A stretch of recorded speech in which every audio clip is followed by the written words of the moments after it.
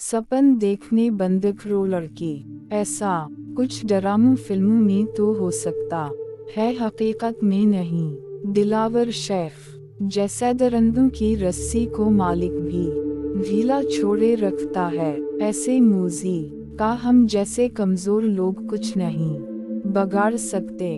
बहन जी, हम मौलवी साहिब को दिलावर शेख से लड़ाई करने की दावत दीन नहीं आए, और खतरा तो लड़के वालों को होना चाहिए ना। मौलवी साहिब तो निकाह पढ़ाने तशरीफ लेंगे, और इस बात पर इस मनहूस दिलावर को क्या एतराज होगा? वो तो ठीक है। हामिदा ने कुछ कहने के लिए पर तोले, मगर मौलवी महबूब इलाही कद कलामी करता हुआ बोला, ठीक है बहन जी, अगर आपकी खुशी इसमें है तो मैं बाद अज नमाज असर हाजिर हो जाऊंगा। अल्लाह पाक आपको इज्जत दे भाई जान। बुशरा ने ममनूनियत से कहा। मौलवी साहिब का हौसला देखकर तनाविश की भी आंखें नम हो गई थी। वो बेसब्री से इस वक्त का इंतजार करने लगी जब दिलावर शेफ जैसा जालिम अपने अंजाम से दो चार होता। मौलवी साहिब का हतमी जवाब सुनकर हामिदा ने भी खामोश रहना मुनासिब समझा था। चाय पी कर मुंह बैठी वापस घर की तरफ चल पड़ी।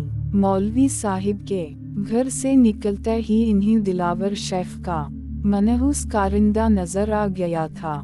गली की नक्कड़ पर खड़ा वो मौलवी साहिब के घर ही की जानिब मुतवज्जे था। वो मुंह बैठी के इकट्ठे कहीं जाने पर जरूर इनका पीछा करते। स्कूल जाने के अलावा तनाविश सिगर अकेली कहीं जाती तब भी वो उसका ताक़ुब करते।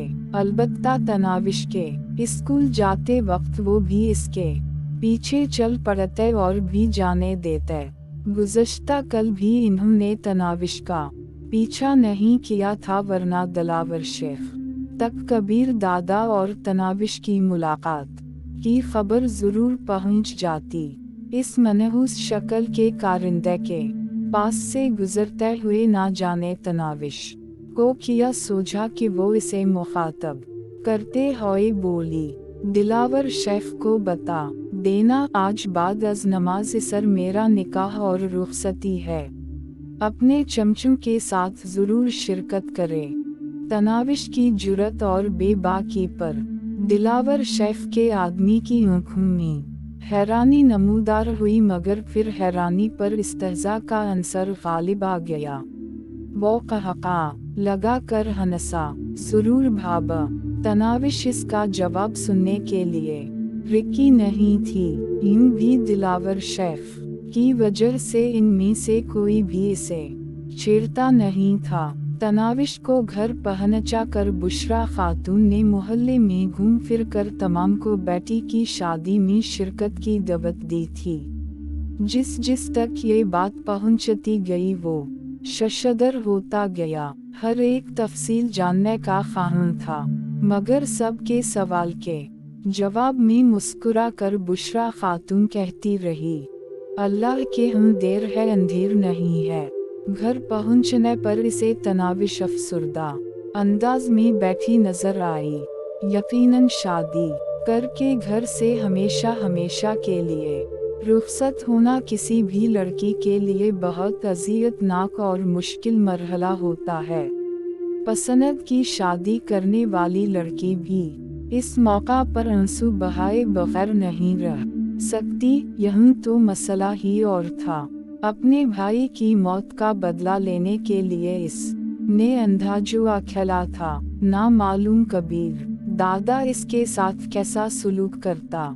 एक अजीब बात थी कि इसे कबीर दादा से कोई डर और खौफ महसूस नहीं हो रहा था। बुलूगत की सीढ़ी पर कदम रखते ही हर लड़की की तरह इसने भी एक अनदेखे शहजादे के ख्वाब देखना शुरू कर दिए थे, जिसने इसका दौलता बना था।